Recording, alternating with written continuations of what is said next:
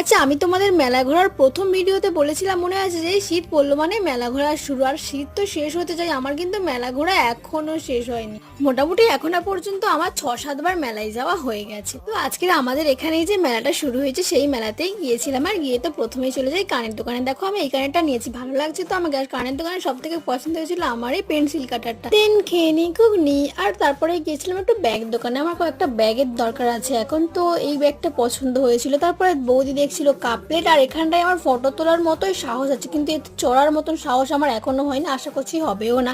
তো আবার বাড়ির জন্য খাবার প্যাক করে নিই, আর এরা দেখো খাওয়ার দোকানের সামনে তো যুদ্ধ লাগিয়ে দিয়েছে। আর মেলায় তো মানুষ গেলেই প্রথমে কি করে, বিশেষ করে বৌদিরা বা বউরাই সেলের দোকান খোঁজে। তো সেম বৌদি তো এখানে ফার্স্ট গিয়ে ঢুকেছিল, আর প্রচুর ভিড় হয়েছিল। আমি এখান থেকে নিয়েছিলাম এই 20 টাকার স্মাইলি ব্যাগটা, আমার তো খুব পছন্দ হয়েছিল।